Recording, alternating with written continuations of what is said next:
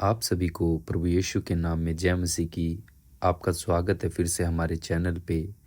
तो हम सब जानते हैं बाइबल को आधे से ज़्यादा प्रेरित पौलुस ने लिखा, और हम आज देखेंगे कि हम पौलुस के जीवन से क्या सीख सकते हैं, और हम जानेंगे कि पौलुस कौन था जिसने आधे से ज़्यादा नया नियम को लिखा।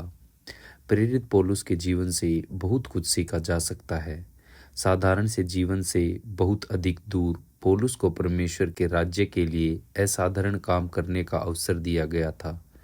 पौलुस की कहानी यीशु मसीह के छुटकारे की कहानी और एक ऐसी गवाही है कि कोई भी प्रभु के बचाए जाने वाले अनुग्रह से परे नहीं है। यद्यपि व्यक्ति की पूरी समझ को प्राप्त करने के लिए हमें उसके अंधेरे में पक्ष की जांच करनी चाहिए, और अनुग्रह का प्रेरित बनने से पहले उसका जीवन किन बातों का प्रतीक था। पौलुस के आरंभिक जीवन को धार्मिक उत्साह, क्रूरता से भरी हुई हिंसा और आरंभिक कलीसियाओं को निष्ठुरता से सताने वाले के रूप में चिन्हित किया गया था।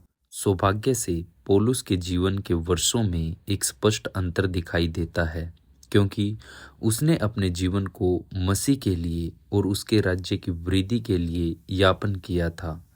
पौलुस ने वास्तव में साउल के रूप में जन्म लिया था। वह आधुनिक दिनों के तुर्की के प्रांत तेरसुइस के दक्षिण पूर्वी के कोने में पाए जाने वाले एक प्रांत में पहली और 5वीं ईस्वी के आसपास किलिकिया के तरसुस में जन्मा था। वह बिन्यामीन के वंश से और इब्रानी परंपरा से आया था। फिलिपियो उसका 3 अध्याय आयत 5 से 6 में उसके माता पिता फरीसी थे, जो कि उत्साही यहूदी राष्ट्रवादी थे, जिन्होंने मूसा की व्यवस्था का कठोरता से पालन किया, जिन्होंने अपने बच्चों को अन्य जातियों से प्रदूषित होने से बचाने का प्रयास किया। साउल के घर में यूनानी सभ्यता से संबंधित किसी भी बात का तिरस्कार किया जाता था, तो भी वह यूनानी और प्रचलित लतीन भाषा को बोल सकता था।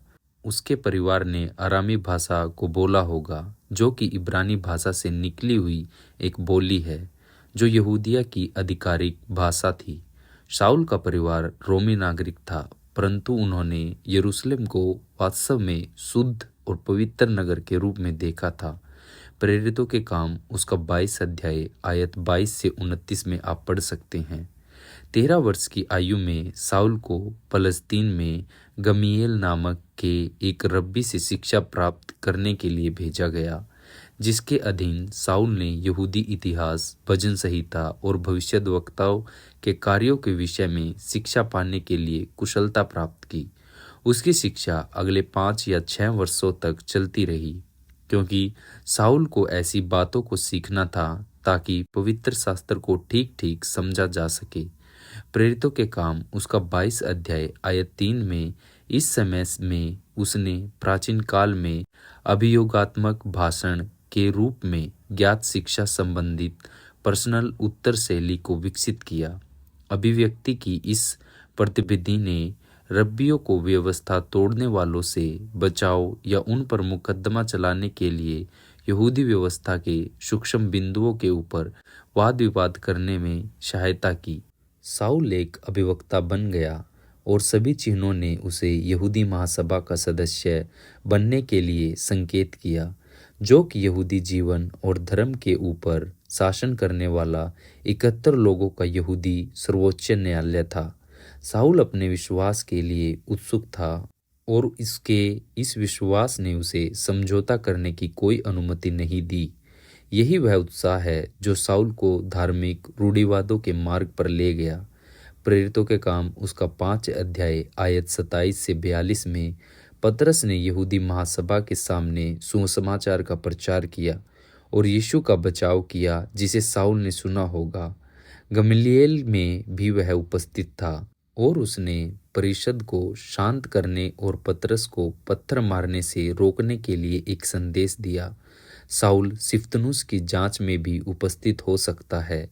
वह उसको पथराव किए जाते समय और उसकी मृत्यु के समय वहां उपस्थित था। वह उन लोगों के वस्त्र भी संभाल कर रख रहा था जो पत्थर मारने का काम कर रहे थे।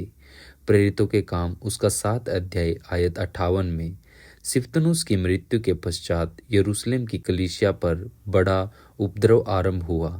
प्रेरितों के काम उसका 8 अध्याय आयत 1 में साउल ने मसीहों को मिटाने की ठान ली, क्योंकि उसका विश्वास था कि वह परमेश्वर के नाम पर काम कर रहा था। विवाद के चलते उस रूप में धार्मिक आतंकवादी से अधिक डरावना और दुष्टता से भरा हुआ और कोई कार्य नहीं हो सकता था। विशेष रूप से जब कोई यह विश्वास करता है कि वह निर्दोष लोगों की हत्या करके प्रभु की इच्छा को पूरी कर सकता है।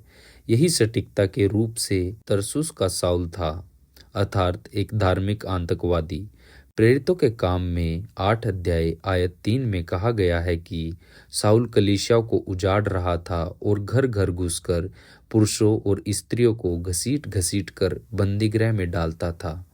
पौलुस की कहानी में निर्णायक संदर्भ प्रेरितों के काम उसका 9 अध्याय आयत 1 से 22 है, जो लगभग 150 मील की यात्रा को करने के लिए यरूशलेम से दमिश्क की सड़क के ऊपर यीशु मसीह के साथ पौलुस की मुलाकात को स्मरण दिलाता है।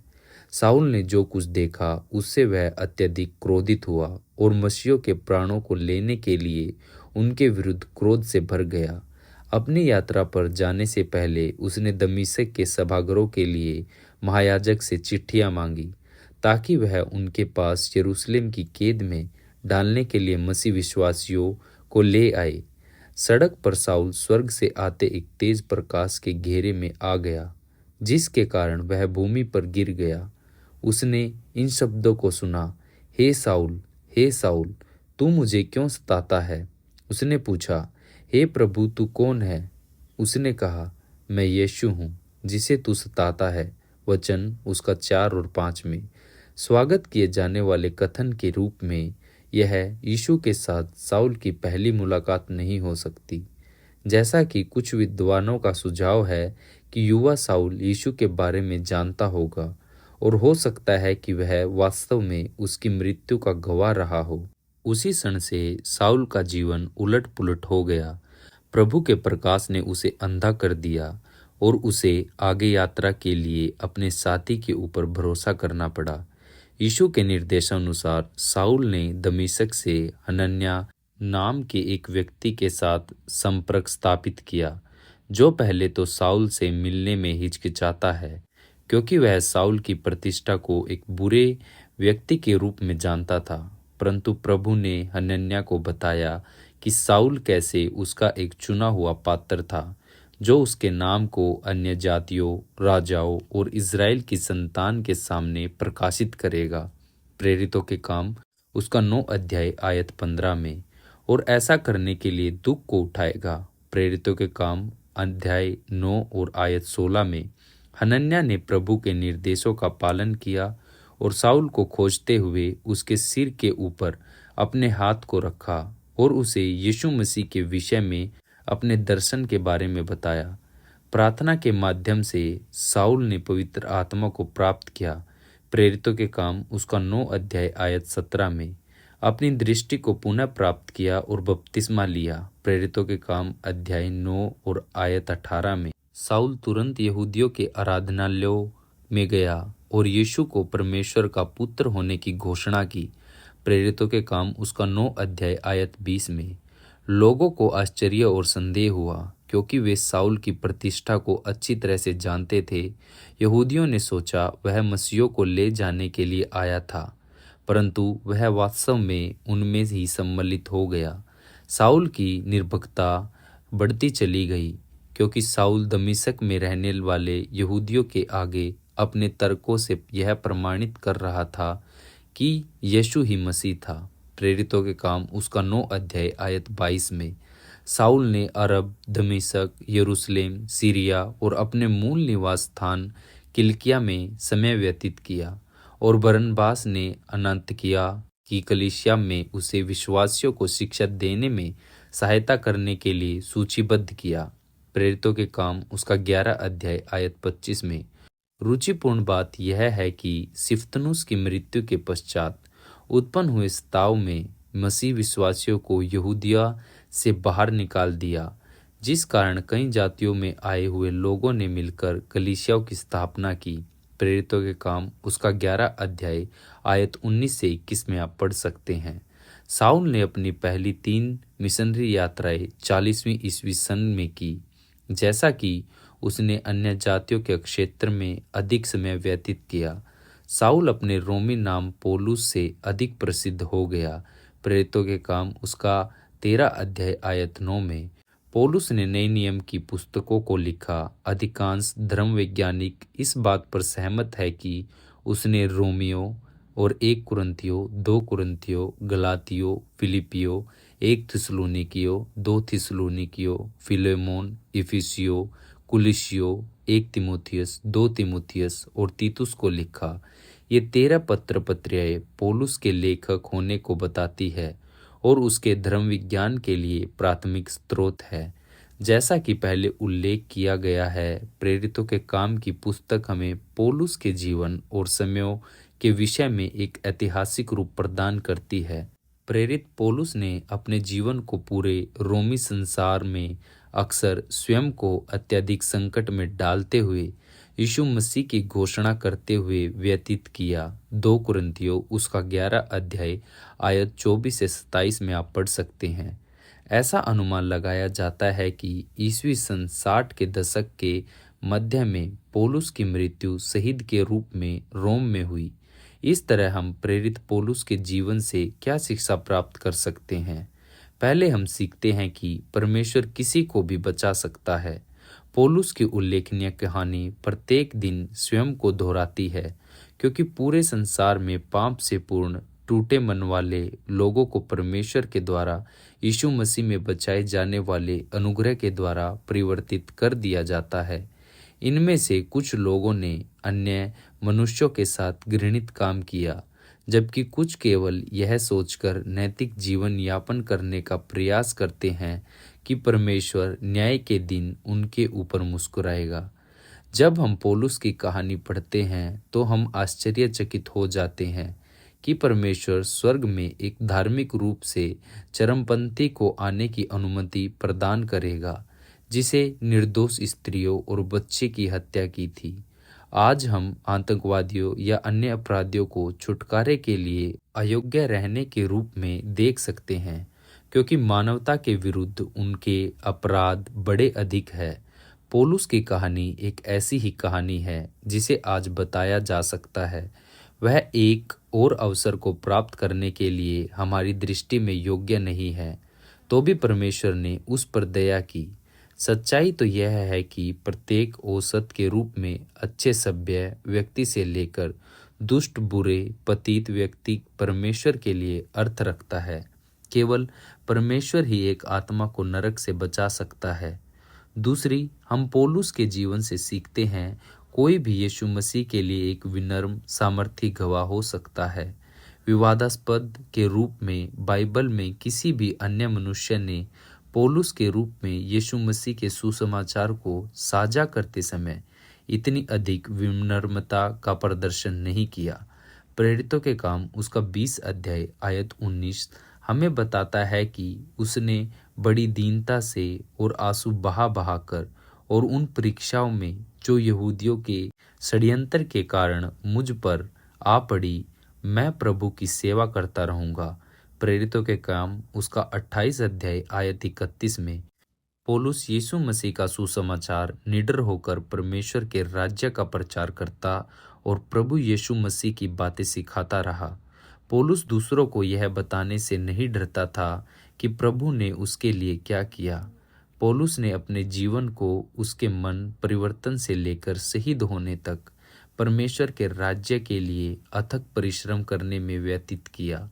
अंत में हम सीखते हैं कि कोई भी पूरी तरह से परमेश्वर के सामने स्वयं का समर्पण कर सकता है। पौलुस पूरी तरह से परमेश्वर के लिए प्रतिबद्ध था। फिलिपियों उसका 1 अध्याय आयत 12 से 14 में पौलुस ने कैद से लिखा कि हे भाइयों, मैं चाहता हूं कि तुम यह जान लो, मुझ पर जो बीता है उससे सुसमाचार ही की बढ़ती हुई है। यहाँ तक कि कैसर के राजभवन की सारी पलटन और शेष सब लोगों में यह प्रकट हो गया है कि मैं मसीह के लिए कैद हूँ और प्रभु में जो भाई है उनमें से अधिकांश मेरी कैद होने के कारण हियाव बांधकर परमेश्वर का वचन निधड़क सुनाने का और भी साहस करते हैं। अपनी परिस्थितियों को एक ओर करते हुए पौलुस ने परमेश्वर की प्रशंसा की और निरंतर सुसमाचार को साझा किया। प्रेरितों के काम उसका 16 अध्याय आयत से 22 और 25 में और फिलिपियो उसका 4 अध्याय आयत 11 से 13 को भी देखे। अपनी कठिनाइयों और दुखों के माध्यम से पौलुस जानता है कि मसीह के लिए अच्छी तरह से व्यतीत किए जीवन का क्या परिणाम होता है। उसने अपने जीवन को पूरी तरह से समर्पण कर दिया था, प्रत्येक बात के लिए परमेश्वर के ऊपर भरोसा किया। उसे लिखा कि मेरे लिए जीवित रहना मसीह है और मर जाना लाभ है। फिलिपियो उसका 1 अध्याय आयत 21 में। क्या हम इस तरह दावा कर सकते हैं? आप अपने जीवन से देखिए और मसीह पर भरोसा कीजिए, वो हम सब को जरूर से चेंज करेगा। हमारे साथ बने रहिए प्रभु के वचन को जानने के लिए और प्रभु के वचन में आगे बढ़ने के लिए। मिलेंगे आपसे एक नई वीडियो में। आप अपनी प्रेयर रिक्वेस्ट हमें कमेंट बॉक्स में भेज सकते हैं। प्रभु आप सभी को आशीष दे। आमीन।